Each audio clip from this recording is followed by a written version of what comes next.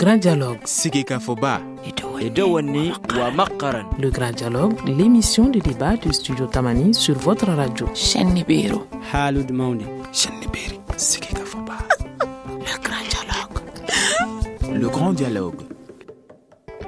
Mesdames et messieurs, bonsoir. Les événements qui ont marqué la semaine, il y en a plusieurs. De la manifestation à Kidal des femmes contre l'arrivée du ministre de l'Éducation pour la cérémonie d'ouverture des classes, à la visite d'État d'Ibeka en France, en passant par l'évolution du bilan de la bousculade à la Mecque.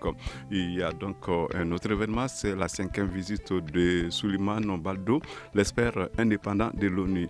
Il sera donc question de droits de l'homme. Au point de doute, les confrères ne se sont pas du tout ennuyés cette semaine. Alors, pour revenir sur les points saillants de l'actualité de la semaine, nous avons invité 3 journalistes. Ramata Diaouré, directrice de rédaction du journal le 22 septembre, bonsoir.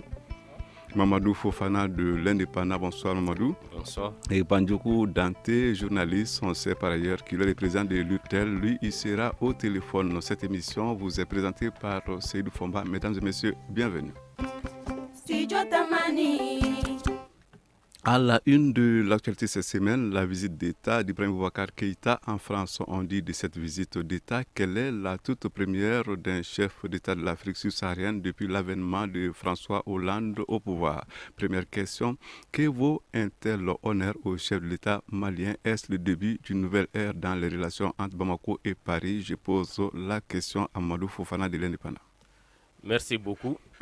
Je salue les auditeurs. Bon, cette visite, moi je crois que c'est une visite importante compte tenu de la situation dans laquelle le Mali vit. Bon, moi je crois toutefois qu'il ne faut pas exagérer parce qu'en réalité, première visite d'un chef d'État de l'Afrique, les comparaisons, ce n'est pas ça qui compte. Moi je crois que ce qui compte, c'est les retombées pour le Mali parce que peut-être tous les pays de l'Afrique subsaharienne n'ont pas les mêmes priorités. Mais vraiment, ça vient à point nommé pour le Mali, pour le chef d'État du Mali et pour l'ensemble des Maliens. Ramata Diaouré, après tout, c'est quand même le Mali qui était à l'honneur à Paris. Le Mali était à l'honneur à Paris. Et une des autres choses qui me paraît importante, c'est surtout que c'est peut-être une manière de célébrer les relations franco-maliennes d'une manière, je dirais, un petit peu plus intelligente et un petit peu moins politicienne que ce que nous avons vu ces derniers temps, avec quand même l'utilisation du nom de la France qui a quand même fait l'opération Serval et l'opération Barkhane, de manière à l'incriminer dans ce qui se passe par exemple à Kidal. Donc j'espère que ça va permettre de remettre certaines pendules à l'heure.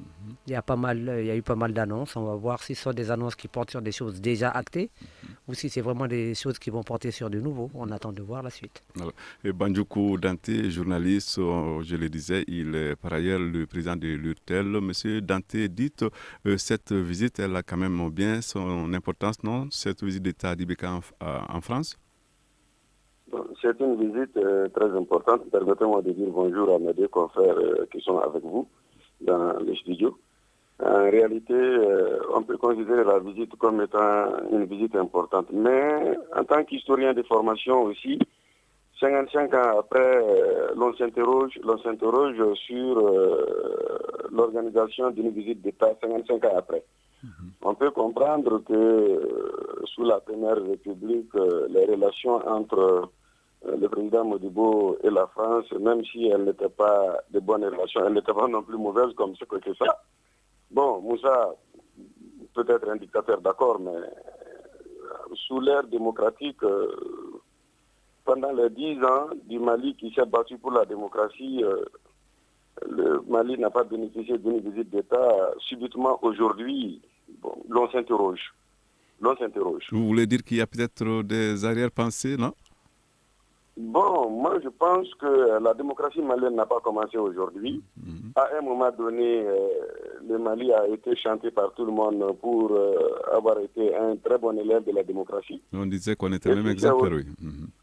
Bon, moi je pense que de 92 jusqu'aux années 2002 et même de 2002 jusqu'en 2007, le Mali a toujours été quand même considéré comme étant l'un des pays les plus démocratiques. Maintenant, pendant toute cette période historique, la France n'a pas accordé, je préfère parler ainsi accordé, à notre pays une visite d'État, mais c'est aujourd'hui qu'on l'organise. Or, en réalité, le pouvoir actuel n'a rien fait d'extraordinaire, démocratiquement parlant, que les autres n'ont pas fait.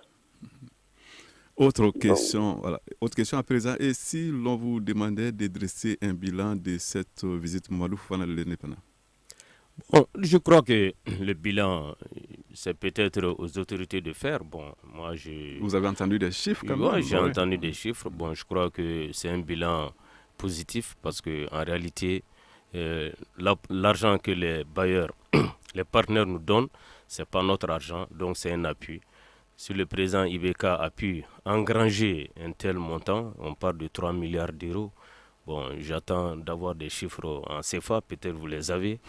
Bon, moi je crois quand même que c'est important dans tous les cas, c'est un bilan positif parce que c'est un apport, c'est pour tous les Maliens, c'est pour l'économie malienne. Ça, c'est pas l'argent destiné à Ibeka ou à un pouvoir, vraiment c'est l'ensemble du peuple malien, c'est pour le nord du Mali. Moi, je crois quand même que c'est une réussite, cette visite. Ramata Diaouré du 22 septembre. Je reviens un petit peu sur ce que je disais tout à l'heure. C'est-à-dire qu'on a annoncé beaucoup de montants. C'est un grand raout diplomatique. Il faut donc prendre les chiffres avec des pincettes. Il y a des engagements qui ont déjà été pris, y compris à la conférence des donateurs de Bruxelles, qui n'ont pas encore été mobilisés. Et il est certain qu'une partie des engagements pris et qui n'ont pas été mobilisés font partie du package de cette fois-ci. Concernant la France, on parle de 360 millions d'euros, donc 80 millions pour le Nord. En disant que pour le Mali, c'est peut-être là l'actualité brûlante, cette reconstruction du Nord. Mais le problème, c'est que cette reconstruction du Nord, elle ne va pas aller sans une reconstruction du Sud. Si on veut se déplacer plus facilement pour aller à Tombouctou, il faudrait que la route Bamako-Ségou fonctionne aussi. Et donc, on va voir réellement ce qui va être suivi des faits. On va voir aussi comment est-ce que ça va être décliné en termes de programmes. Normalement, ce sont des projets, des programmes, des actions qui ont été proposés et qui seront financés. Alors maintenant, on aimerait bien voir quelle va être la feuille de route de l'utilisation de ces fonds. Bandjoukou Dante qui est toujours en ligne. Dites-nous, monsieur Dante, comment est-ce que vous appréciez le bilan de cette visite? Moi, je pense que c'est d'abord un bilan très positif, mais je ne parle pas du succès financier, je parle plutôt du succès politique. Le succès politique, c'est que cette visite a permis une réaffirmation sans ambiguïté de l'unité et de la souveraineté du Mali. Cela a été affirmé de façon claire et nette. C'est vrai, pendant longtemps, la France, sa position, elle est considérée comme étant difficile à comprendre à cause du jeu qui se joue dans le nord de notre pays. Mais à travers cette visite-là, il a même été dit que le nord va être appuyé à travers les autorités maliennes. Cela est extrêmement important. Le fait que cette visite a permis de réaffirmer une fois de plus, mais cette fois-ci de façon très claire, la souveraineté et l'indivisibilité du Mali. Maintenant, les détails économiques là, on va voir ce que ça va donner parce que c'est au stade de promesse. Vous voulez dire qu'une annonce reste une annonce tant qu'elle n'est pas concrétisée Non, moi je pense que cette fois-ci, c'est des annonces très très sérieuses parce que Hollande, hier soir quand je regardais à la télé, a clairement dit que les gens peuvent être sûrs parce que son ministre a réussi à faire voter dans le budget français ces montants-là et que les décaissements vont être faits. Donc solennellement il l'a dit et nous pensons que la France va tenir parole. La France va tenir parole. Maintenant, ces montants-là, on dit une partie sous forme de don, l'autre partie sous forme d'appui. Maintenant, il faut faire la part des choses entre ce qui est réellement don en tant que don et le prêt là aussi, dans quelles conditions ça va être donné. Il ne s'agit pas de donner par la main gauche, par la main droite et récupérer par la main gauche. Mais, à mon sens, le succès politique de la visite est incontestable et surtout avec la réaffirmation de l'unité et de l'indivisibilité du Mali. Alors, Mamadou Fofana qui veut réagir revenons un peu au succès politique. Vous savez, je crois que les Maliens aussi, il y avait trop de préjugés vis-à-vis de la position de la France. Je crois que souvent, c'est peut-être un mauvais procès. Donc, pour les Maliens, c'est peut-être... moi, je suis un peu d'accord avec mon collègue, mais je pense que vraiment, en termes de succès diplomatique, franchement, moi, je crois que la position de la France a été toujours claire. Et aujourd'hui, demain, la position de la France ne va pas changer. Tout l'armement qui va vers le nord. Mais je crois que, pourquoi les gens pensent qu'il y a des arrière-pensées, je ne sais pas, qu'il y a un projet peut-être caché. Non, parce que la France, le nord, l'autodétermination, ou je ne sais pas comment on va l'appeler, c'est qu'il y a une réalité c'est vrai, la souveraineté du Mali, mais je crois que dans le cadre de la décentralisation renforcée, avec la réforme de l'État, ça sera comme vraiment une sorte d'autonomie. Ça, c'est très clair. Et c'est ce que la France va renforcer. Alors, l'une des particularités de cette visite, c'est bien sûr la présence là-bas à Paris de la CMA et de la plateforme. Est-ce un signe annonciateur, Fofana? Bon, moi, je crois quand même que ça, c'est quand même une bonne opération. Parce qu'en réalité, vous savez, ces choses-là, on a déjà vu tout cela. C'est-à-dire il faut prier pour le Mali, comme on a toujours dit. Parce que les hommes, souvent, venir devant les micros, à la télé, se faire voir. Bon, après, sur le terrain, il y a d'autres jeux. C'est ça le problème. Moi, je reste toujours sceptique quand même. Parce qu'il faut croire aux hommes. Mais je pense que le problème du Mali, il faut que nous, Maliens même, nous approprions vraiment de notre pays. C'est-à-dire que nous prenons... Ce n'est pas la France qui viendra travailler à notre place. Les 3 milliards, c'est comme une goutte d'eau dans le désert. Ça ne va pas résoudre les problèmes. Donc il faut que la gestion interne, il faut revenir à cela. On se rappelle que des années, la rencontre de Bruxelles dont ma collègue parlait, tout ça, il y avait 3 milliards et 200 millions. Mais où est parti cet argent? Quel est le taux de décaissement? Qui peut le dire aujourd'hui? On ne sait pas. On dirait que le Mali n'a même pas... On ne sait pas comment ce montant colossal a été utilisé. Donc moi, je crois que c'est vrai, il y a un succès, l'argent va venir, mais je crois que les Maliens, il faut toujours qu'on essaie de compter sur nous-mêmes, sur nos propres forces. Ce n'est pas la France qui viendra faire ce pays à notre place. Ramata Diaouri, est-ce que vous pensez que la CMA et la plateforme avaient leur place lors de cette visite à Paris du président de la République? Pourquoi pas? Comme je vous dis, c'était un très grand rôle diplomatique. Donc il fallait que l'on montre à la face du monde qu'il y a un accord de paix qui a été signé et que tout le monde est là, tout le monde est d'accord pour travailler main dans la main. Moi, je veux bien, mais en attendant, sans vouloir déflorer le sujet, c'est quand même pendant que des gens étaient à Paris qu'on empêche un ministre d'atterrir à Kidal pour la rentrée des classes. Donc où est la franchise, où est la loyauté? Ça, c'est un débat qui continuera de se poser et de tout point de vue, parce que le problème des accords que notre pays a souvent signés, c'est est-ce qu'ils sont d'abord réalisables? Est-ce que tout ce qui est dedans est réalisable? Parce que ça a un coût, ça demande un certain nombre de présupposés.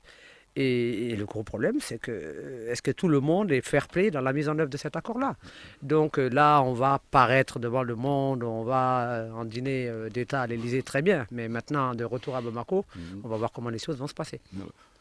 Dante, vous aussi, vous avez constaté avec nous tous qu'il y avait quand même à l'occasion de cette visite les représentants de la CMA et de la plateforme. C'est une nouveauté qui a son importance, non? Moi, je pense que leur présence en France avec le président de la République est une très bonne chose, parce que c'est comme si, quelque part, l'on va prendre à témoin la France. Et chacun a librement signé l'accord, comme le président Ibeka lui-même l'a dit hier. Tout le monde l'a signé librement. Donc, à partir du moment où la France, quand même, qui a joué un grand rôle dans la libération du nord de notre pays à travers l'opération Serval et aujourd'hui dans la stabilisation à travers l'opération Barkhane, et aujourd'hui, la France est quand même notre parrain sur la scène internationale. Donc, si toutes les parties en conflit se rencontrent en France et portent le cachet français, c'est comme si la France se porte garant maintenant du respect de ces accords-là par les uns et les autres. Maintenant, les interprétations et autres dans l'accord peuvent surgir, mais je pense que la présence des membres de la CMA aux côtés de la délégation malienne en France montre à suffisance que c'est un accord qui engage tout le monde et qui doit être respecté. Et maintenant, celui qui ne le respecte pas, de part et d'autre, doit être sanctionné en conséquence. Alors, une réaction de la part de Maurice Fofana, juste en quelques mots. Tout de suite sur votre... ici, j'entendais sur la radio que, quelqu'un de, je crois, la CEMA parlait qui va gérer les sous et dessiner au nord. Bon, je crois que c'est ça toujours le problème. Maintenant, on parle du président du conseil régional. Bon, je ne sais pas qui sera le conseil de l'Assemblée régionale, qui sera élu au suffrage universel direct, qui sera le président de Kidal. Bon, déjà, on dit, c'est lui qui va gérer. Donc, ce n'est pas le gouvernement du Mali. Bon, vous voyez un peu. Donc, je crois que, franchement, ça aussi, c'est déjà un petit problème. Alors, il est 18h30. Nous allons observer une première pause avant de poursuivre ce débat. Vous écoutez Studio Tamani? Votre avis nous intéresse. Écrivez vos commentaires et suggestions sur la page Facebook et dialoguez avec nous. Studio Tamani, c'est aussi les réseaux sociaux. Le forum de la presse avec 3 journalistes invités, Mamadou Fofana de l'Indépendant, présent dans ce studio, Ramata Djaouri, directrice de rédaction du 22 septembre, également présente. Dans ce studio, nous avons Bandjoukou Dante, journaliste qui est donc en ligne. Le premier sujet, c'est la visite d'État du président Ibeka en France. Alors, nous étions en train d'évoquer un aspect, c'est la gestion des sous, des fonds du fonds promis, disons. Alors, ces fonds, je crois que ça fait déjà l'objet de réflexion, en tout cas de la part de certains, puisqu'on veut des garde-fous par rapport à sa bonne gestion. Mamadou Fana a donc abordé la question. À présent, nous donnons la parole à Ramata Djaouri. Oui, moi je pense qu'il y a quand même 2 facettes ou 3 à voir dans cette histoire. Le Mali est clairement confronté à un problème de gouvernance transparente des fonds qu'il reçoit. Ça, il faut le poser comme c'est, parce que c'est un problème. Il y a beaucoup, de sous qui disparaissent dans la nature ou qui ne vont pas là où ils devraient aller. Et malheureusement, c'est récurrent depuis un certain nombre d'années. Vous voulez dire que donc, c'est vraiment légitime qu'on pose se pose la question de la gestion de ces fonds, ça c'est évident. Deuxièmement, et ça je reprends un petit peu ce que disait Fofana tout de suite, ce qui va se passer au niveau des exécutifs régionaux ne concerne pas seulement le Nord, ça va être surtout l'ensemble du Mali. Et je pense que, moi personnellement, je pense que c'est là que la décentralisation aurait dû être vraiment poussée depuis longtemps, parce que ça permettait d'avoir un droit de regard des populations plus affiné et plus réel. Parce que quand on est de la zone et qu'on se fait élire président de l'exécutif régional, il y a des choses qu'on ne peut pas se permettre de faire comme si on est nommé qu'on peut fuir ailleurs. Donc je pense que ça, c'était un bon signal. Par contre, ce qui se passe au niveau de l'État, je pense que la visite d'État qui a eu lieu a concerné le Mali et la France. Donc je ne pense que ça ne concerne ni l'exécutif de Kidal, ni celui de Tombouctou, qui est ma région d'origine, ni celui de Gao. Et je pense qu'il y aura une entité qui sera un petit peu chargée de mettre en œuvre ce processus de développement du Nord. On l'avait déjà, on avait le PSSDN, là, qui malheureusement n'a pas pu travailler. Dès qu'ils ont commencé à travailler, on a commencé à leur casser toutes les structures qu'ils étaient en train de construire. Et il ne faudrait pas qu'on se retrouve dans le même schéma, parce que le problème, c'est ça. On sait très bien qu'il y a des tensions. Je ne parle pas des régions de Gao et de Tombouctou, où c'est beaucoup plus simple à gérer, c'est beaucoup plus lisible. Mais il est clair qu'au niveau de Kidal, il y a de fortes tensions entre différentes communautés et entre différents mouvements, même s'ils disent qu'ils se reconnaissent tous dans le HCUA ou dans la CMA. Mais il est certain que ces tensions-là ne sont pas apurées. Et il va falloir trouver le moyen à ce que les gens parlent d'une même voix et aillent dans la même direction. Et ça, c'est loin d'être acquis. Alors, Bandjoukou Dante, dites-nous, doit-on déjà songer à la manière dont les fonds alloués pour le développement des régions du Nord? Bon, en réalité, dans le cadre d'une gestion décentralisée normale, dans le cadre de la régionalisation, il faut que les gens comprennent que ces fonds ont été mobilisés par le gouvernement de la République du Mali, n'est-ce pas? Et les collectivités décentralisées, même si le président du conseil régional est élu au suffrage universel, en tout cas c'est de l'argent de la coopération internationale qui a fait venir ça. L'État fort, je dis bien, doit avoir un droit de regard sur la gestion de ces fonds-là. Maintenant, s'il y a l'existence d'une forte société civile consciente qui contrôle effectivement la gestion des élus, là, ça va être une très bonne chose. Sinon, les conseils régionaux, dans leur organisation actuelle, avec des gens arrivés au pouvoir à la suite de combinaisons politiques qui n'ont aucune légitimité, il faut se dire la vérité, ils sont au pouvoir quand même, mais ils ne sont pas là-bas parce que les populations ont voulu. Mais quand ça va être au suffrage universel direct là, je pense que ceux qui seront appelés à gérer ces fonds seront légitimes à les gérer. Alors, à présent, cette question, est-ce qu'après ce rendez-vous de Paris, la mise en œuvre de l'accord de paix et la situation sécuritaire du pays vont avoir un peu plus de chances d'évoluer, Mamadou Fofana? Bon, je crois que non, il fallait même sans ce grand rendez-vous, mais quand même c'est un plus. Parce qu'en réalité, qu'est-ce que les Maliens attendent? Il faut un gouvernement dans lequel on aura les gens de la CEMA, des représentants de la CEMA et des représentants de la plateforme. C'est ce que nous attendons. Donc il y a un ministre qui vient d'être nommé ministre de la décentralisation et de la réforme de l'État, qui a son agenda. Donc je crois qu'aujourd'hui, le président de la République, normalement quand même, il doit prendre l'accord devant lui et puis vraiment commencer la mise en application effective. Donc, comme vous savez, il y a plein de choses. Je reviens un peu par rapport à la gestion. Vous savez, le gouvernement, moi je crois que ces sous, quand on regarde l'accord, on lit l'accord, ces sous-là iront à l'exécutif régional. Cela est très clair. C'est l'exécutif régional qui va gérer ces sous. Je crois que sur ce plan, le gouvernement ne doit même pas, vraiment, je crois qu'il n'y a pas de tiraillement possible. Ce n'est pas la peine. Le gouvernement doit générer d'autres ressources propres pour le développement de ces régions. Moi, je crois. Il ne doit pas avoir de tiraillement par rapport à ça. Nous voulons une décentralisation renforcée parce que l'exécutif central a dessus. On a injecté des milliards qui sont partis, dans le désert, sous le sable, je ne sais pas comment dire. Donc, je crois qu'aujourd'hui, il faut changer le mode de gestion. Le gouvernement ne doit pas dire « je vais m'accaparer de ce sous, je vais aller réaliser des projets ». Le gouvernement a déjà échoué, les différents gouvernements ont déjà échoué. Pour tous ceux qui ont eu à faire ces régions du Nord, je parle sous le contour de Ramata, on a sillonné ces régions, de Famba également. Donc, vous voyez qu'il n'y a pas le développement. Il n'y a pas d'eau potable, il n'y a rien, il n'y a pas d'école. Donc, je crois que franchement, il ne faut pas faire. Le gouvernement ne doit pas dire j'ai été chercher les sous, je vais les utiliser. Non, non, non. On doit aller à la réforme de l'État avec un exécutif, comme a dit Aramata et même Dante. Je crois que l'exécutif régional sera beaucoup plus responsable pour gérer ces sous. Pas même sous la supervision du pouvoir central. Parce qu'en réalité, c'est une déception. La gestion, la gouvernance au niveau central est une déception. Les sous, c'est toujours des problèmes. Moi, je reviens encore à la mise en œuvre de l'accord de paix et la situation sécuritaire. Alors, ces deux situations, Ramata, est-ce qu'elles peuvent évoluer à présent de manière positive après cette rencontre de Paris? Je dirais qu'elles doivent évoluer, mais je dirais que ça n'a rien à voir avec Paris. Ça n'a rien à voir avec la visite d'État. Le premier processus qui devrait être fait maintenant, c'est quoi? On nous a dit, on a identifié des sites où on devrait cantonner les gens.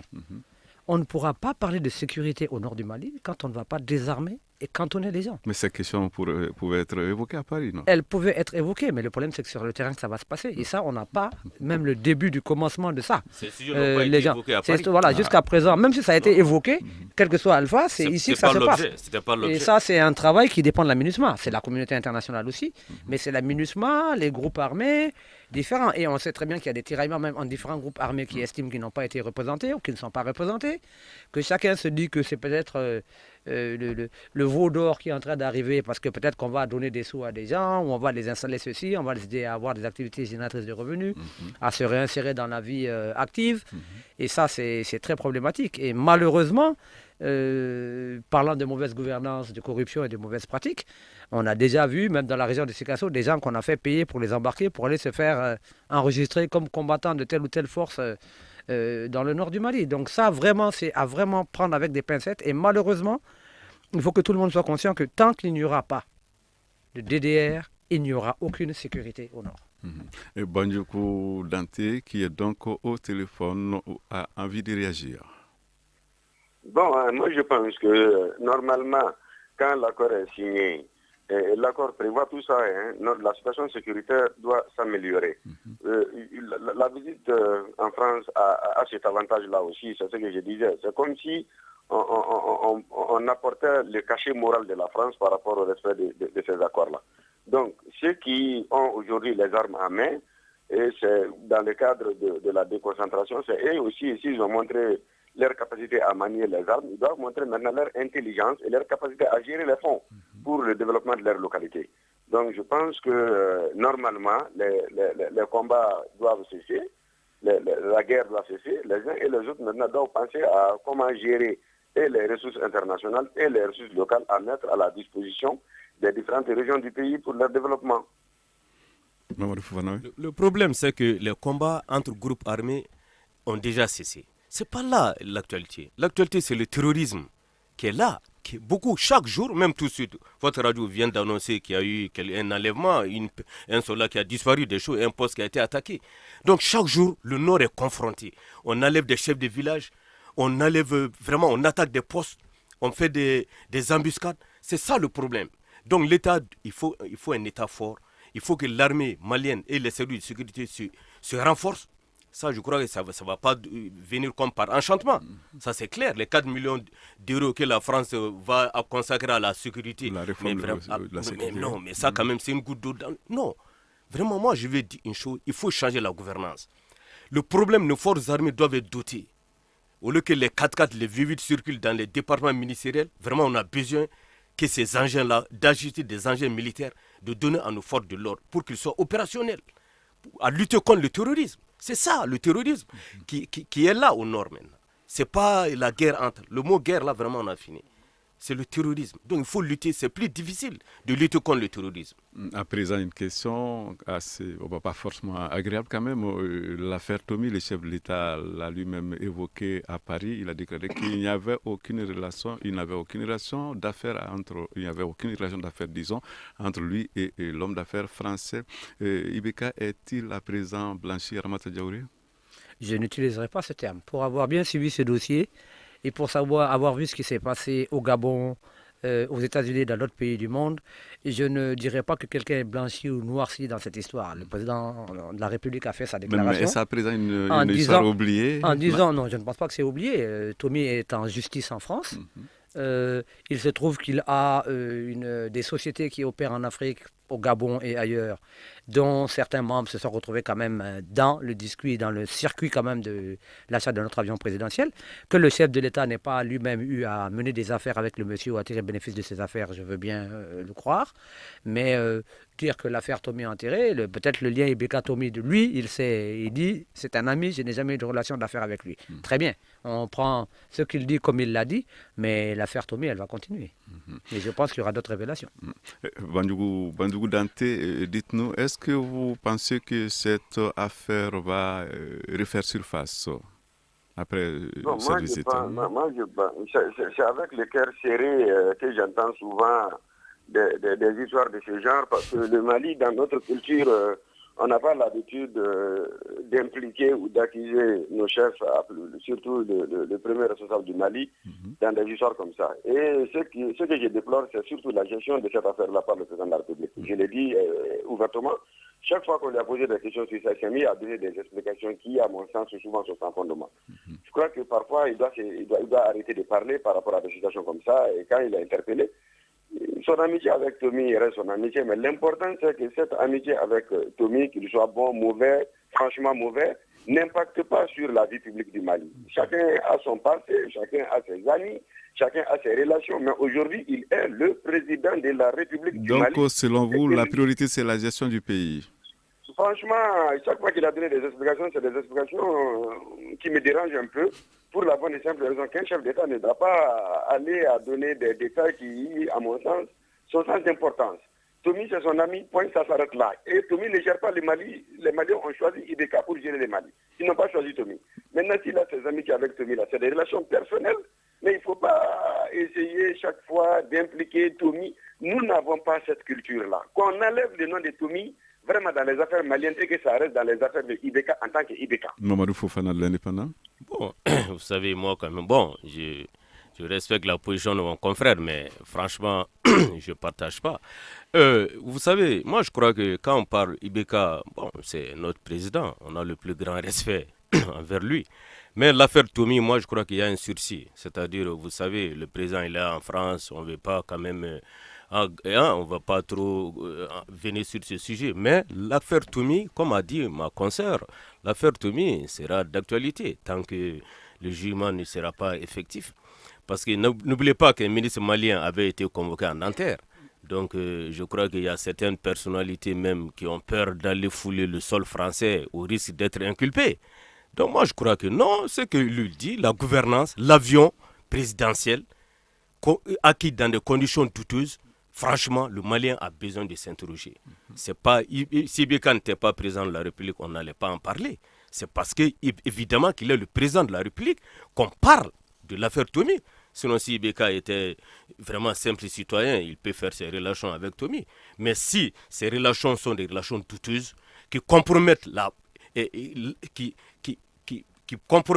bonne gestion, vraiment, moi, je crois que l'opinion publique a le droit de l'interpeller. Et je crois que la réponse de Ibeka par rapport à cette question en France encore, franchement, n'a pas convaincu grand monde. Nous allons donc observer la seconde pause avant de continuer ce débat. Une réaction, Un avis? Un commentaire. Réagissez sur la page Facebook de Studio Tamani et restez connectés avec nous. Studio Tamani sur les réseaux sociaux pour vous faire entendre. Le forum de la presse, nous arrivons à présent au second volet, la reprise des activités scolaires à Kidal. L'événement était prévu ce lundi, mais les choses ne se sont finalement pas déroulées comme prévu avec cette manifestation des femmes contre l'arrivée du ministre de l'Éducation nationale. Cette situation n'est-elle pas contraire à l'esprit d'entente évoqué ça et là ces derniers jours, Ramata Diaouré? Ben si, et nous en revenons à ce que je disais tout à l'heure. Où sont la loyauté, le fair play, la franchise, le respect de la parole donnée, pour reprendre un petit peu un des termes qu'a utilisé le chef de l'État. Il y a des tensions fortes entre différents groupes dans la région de Kidal. Il y en a également dans la ville de Kidal. Et il est clair que jusqu'à nouvel ordre, et à mon avis, on va encore attendre pendant quelques temps, tant que les autorités maliennes en tant que telles, tant que l'État malien en tant que tel n'aura pas repris pied à Kidal convenablement, on va toujours assister à ce genre de choses-là. Quelqu'un va dire je vais faire ceci, telle personne peut revenir, telle personne ne peut pas revenir. Ce ne sera pas le pouvoir central qui va décider ou le gouvernement qui va décider de la visite d'un ministre, d'un directeur national, mais certaines personnes qui tirent les ficelles dans l'ombre à Kidal, qui vont mettre des gens à l'aéroport ou les faire sortir, on a déjà vu ça plusieurs fois, pour empêcher quelqu'un de venir. Parce que vraiment, je ne vois pas quel enjeu il y avait en termes de lutte sur le fait que la réouverture des classes à Kidal soit présidée par le ministre de l'Éducation nationale. Il était tout à fait dans son rôle. En plus, après 3 ans sans aucune scolarisation, je pense que ça valait la peine qu'il y ait un symbole fort et que donc le premier responsable au niveau de l'exécutif du département soit là. Si on veut jouer, excusez-moi le terme, des histoires de cow-boy par rapport à ça, franchement, ça ne fait que montrer que justement la duplicité règne encore et qu'il faudra vraiment être très très attentif parce que ce qui a été dit n'est pas en train d'être fait. Et c'est ça le constat, et c'est malheureux, mais c'est le constat qu'on peut faire. Alors, Bandjounkou Dante, quelle lecture faites-vous de ce qui s'est passé lundi à Kidal lors de ce qui était convenu comme l'ouverture, la réouverture, si vous voulez, des écoles à Kidal? C'est une attitude de déception et de désolation parce que personnellement, je suis suffisamment impliqué dans cette affaire-là parce que je viens de Gao, à la suite d'une mission que nous avons menée avec l'UNICEF par rapport au retour des enfants à l'école. À la rencontre de Gao, il y avait les représentants de Gao, il y avait des représentants de Kidal. Tout le monde sait très bien que les populations de Kidal aujourd'hui réclament encore l'école pour les enfants. Maintenant, ça fait 3 ou 4 années, des gens, au nom de leur désir inutile, au nom d'une certaine justification de leur contrôle sur la zone, de façon criminelle, empêchent les enfants d'aller à l'école, ce qui n'est pas tout à fait normal. Tout le monde sait très bien que les populations de Kidal veulent aujourd'hui que leurs enfants aillent à l'école. Tout le monde le sait. Maintenant, quand j'ai eu la chance aussi de rencontrer ces derniers jours un haut responsable de ces mouvements-là, je lui ai posé une question dans un hôtel de la place à Bamako. Je lui ai dit, mais à quand les retours des enfants maliens de Kidal à l'école? Il dit que bon, vous savez, savamment, il se permet de dire, vous savez, bon, nous, on a signé l'accord, c'est vrai, on a demandé à ce que l'accord soit respecté, mais les populations n'étaient pas suffisamment informées, les gens ne comprenaient pas comment un ministre peut aller à Kidal comme ça. Aujourd'hui, bon, il n'y a pas eu suffisamment d'informations, il y a eu un manque d'informations. C'est-à-dire, le discours savant qui a été tenu, ça me faisait dormir debout, quoi. Bon, moi, j'ai dit, ben, je veux savoir quand est-ce que... Il dit non, la rentrée a été effective, seulement c'est le ministre qui n'a pas été, sinon les enfants ont été à l'école. Mais quand j'ai regardé, finalement, je n'en revenais pas. Donc aujourd'hui, moi je crois que, franchement, que ce soit les mouvements armés, que ce soit les gens qui sont en train d'être manipulés pour empêcher la tenue de l'école, c'est eux qui doivent être les premiers à dire que d'accord, la lutte c'est une réalité, on doit se battre pour améliorer nos conditions de vie, mais vous qui êtes devant nous, vous êtes en train de vous battre parce que vous avez été à l'école. Parce que vous parlez une langue que vous avez appris de quelque part. Maintenant, ce que nous vous demandons, ces enfants n'ont absolument rien fait pour mériter une telle situation. Imaginez si l'on pense que c'est un enfant qui avait 1 an au début de la crise. Non, non, non, non. Les enfants qui avaient 3 ans, ceux qui avaient 4 ans, ceux qui avaient 5 ans, c'est des générations accumulées comme ça qui sont privées d'un de leurs droits fondamentaux, l'école. Franchement, ça fait froid au dos. Ça fait froid au dos. Mamadou Fofana de l'Indépendant. Bon, non, moi je crois que, vous savez, on revient toujours à la gouvernance, quoi. Parce qu'en réalité, les Maliens de Bamako, on est, bon, disons, je vais parler comme ça. Nous pensons que, bon, Kidal, tout va bien, tout va bien. Mais avant même ce départ, ce voyage du ministre là-bas, mais il y avait les travailleurs de Kidal qui avaient dit non, pas d'école. Tant qu'il n'y a pas la sécurité, ils ont tenu une rencontre à la bout du travail. Les enseignants, ceux qui doivent enseigner ces enfants-là, ont dit non, nous ne pouvons pas aller tant qu'il n'y a pas la sécurité. Moi, je crois que, franchement, le gouvernement avait un agenda. Il fallait aller en France, dire, Hollande d'ailleurs l'a répété, que la rentrée effective à Kidal. Hollande l'a dit. Bon, je crois que le gouvernement avait quand même voulu dire ça en France. Donc, sinon, vraiment, rien n'est préparé. Donc moi je crois que franchement, il faut qu'on revienne sur terre. Tant qu'il n'y a pas la réforme de l'État, l'exécutif, entre griffes, donner à ces gens-là qui pensent que c'est leur truc, ils vont gérer l'école, ils vont gérer l'hydraulique, ils vont gérer tout. C'est vers cela qu'on doit aller obligatoirement.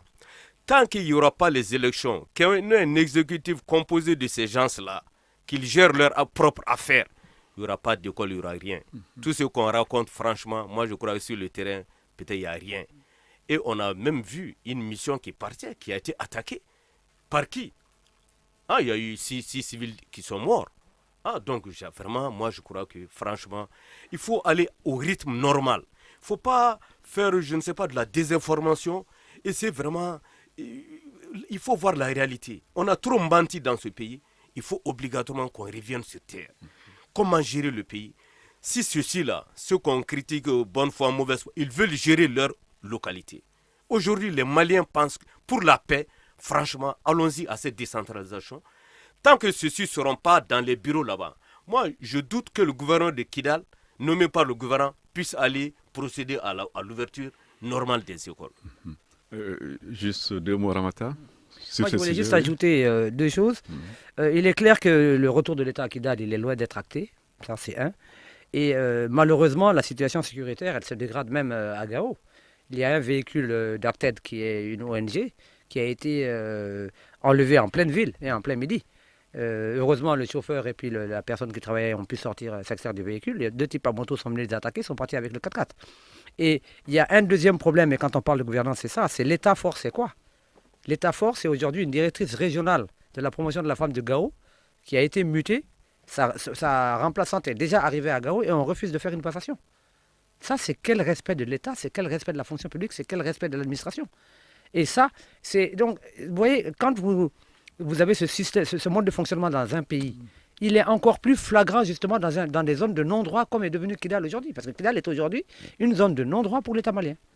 Alors, nous allons à présent aborder le dernier sujet, le bilan de la bousculade de Mina. Le bilan ne cesse d'évoluer. On parle désormais de près de 300 morts côté malien. Alors, depuis l'annonce de 700 et quelques morts les tout premiers jours de la catastrophe, les Saoudiens semblent opter pour le silence radio. Ils ne reconnaissent jusque-là aucune responsabilité dans ce qui est arrivé. Est-ce compréhensible?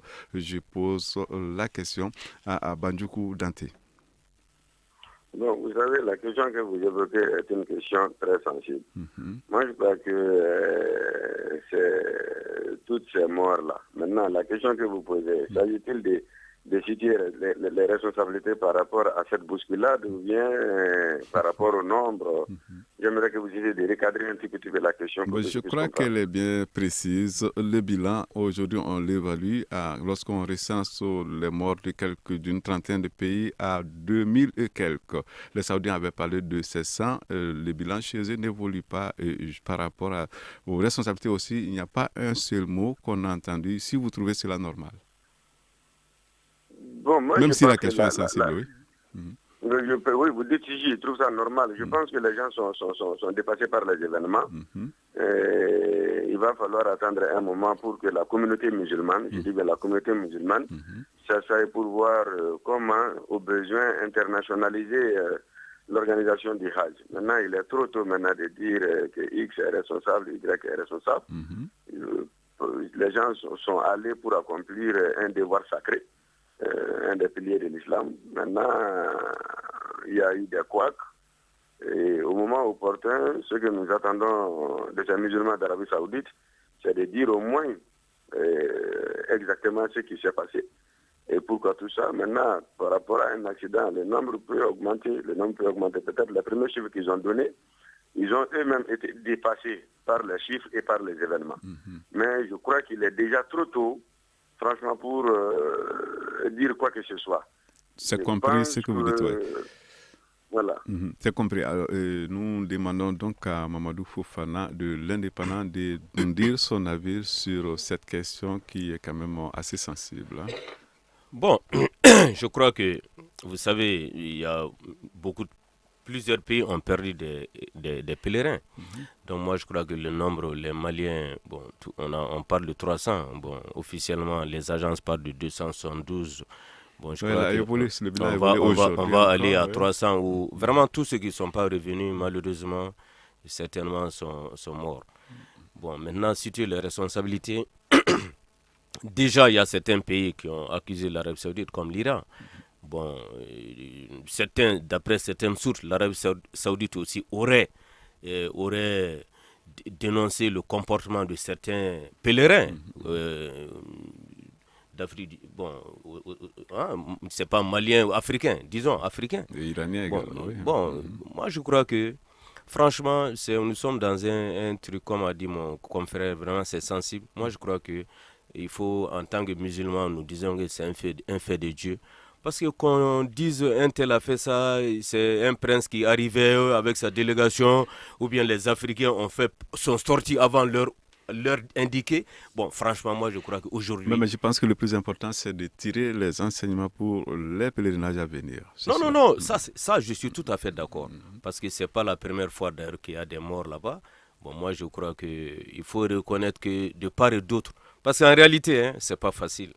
Moi, je crois qu'il faut une meilleure préparation des pèlerins même à ceux qui les attendent là-bas. Ça, c'est important. Le pèlerinage, vous voyez, au Mali, on doit préparer 6 mois, normalement. Mais les gens, franchement, on vient de la brousse, on vient à Bamako, on ne connaît même pas la grande ville, on est dans un avion, on ne sait pas comment... Franchement, moi, je crois, pour nos pèlerins même, nous devons, comme on a un ministère chargé de cela maintenant, franchement, il faut mieux préparer le pèlerinage. Ramata Diaouré. Disons que moi, j'estime qu'il est trop facile de se retrancher derrière le fait que ce soit un sujet sensible. Ce qui est loin d'être sensible, c'est que l'Arabie Saoudite doit des comptes, parce qu'elle doit mener une enquête, et une vraie enquête, par rapport à ce qui se passe.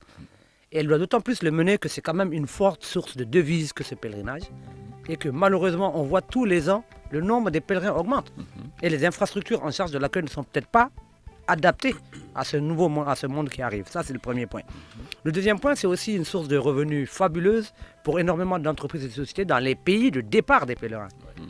Et ça, il y a un manque de contrôle.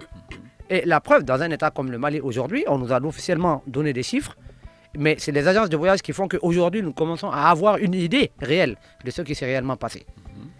Nonobstant les débats entre l'Iran et l'Arabie Saoudite, l'Iran a été le premier pays qui a dit 2 jours après la bousculade, nous en sommes il y aura entre 2000 et 4000 morts parce que nous, le nombre que nous avons pour nous-mêmes, ça dépasse déjà ce que l'Arabie Saoudite disait pour tout le monde. Et même, ils avaient plus. Et ils ont même décidé de refuser que leurs morts soient enterrés là-bas. Ils ont demandé à ce que les corps soient rapatriés. Donc, ça a beau être sensible, il y a des problèmes qu'il faut poser. Quand on prend la responsabilité en tant qu'État, parce qu'on abrite les lieux saints de l'islam, d'organiser les choses d'une certaine manière, on est redevable de la manière dont les choses se passent. Comme il y a des assurances pour les avions, il devrait y avoir des assurances pour les pèlerins. Et ça d'ailleurs, c'est une question qui va se poser, les compagnies qui ont amené les pèlerins. Est-ce qu'il y avait des assurances? Est-ce que les gens étaient couverts convenablement? Est-ce que là-bas, il y a des assurances de risque? Et c'est un problème qui doit être posé. On ne peut pas dire c'est sensible, on n'en parle pas. Parce que ça va continuer, ça va empirer et ça, c'est très dangereux. Alors, je vous remercie, Ramata Diaouré, directrice de rédaction du journal Le 22 septembre. Merci également à Mamadou Fofana de l'Indépendant qui a lui aussi fait le déplacement. Nous remercions Bandjougou Dante au bout du fil qui a donc participé à cette émission.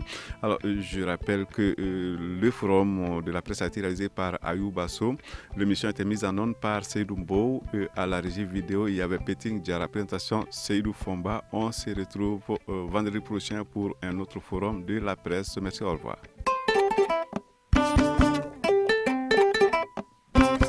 Le Grand Dialogue. Sigi Kafoba. Edouani wa Makaran. Le Grand Dialogue, l'émission de débat du studio Tamani sur votre radio. Chenibero. Halud Mauni. Cheniberi. Sigi Kafoba. Le Grand Dialogue. Le Grand Dialogue.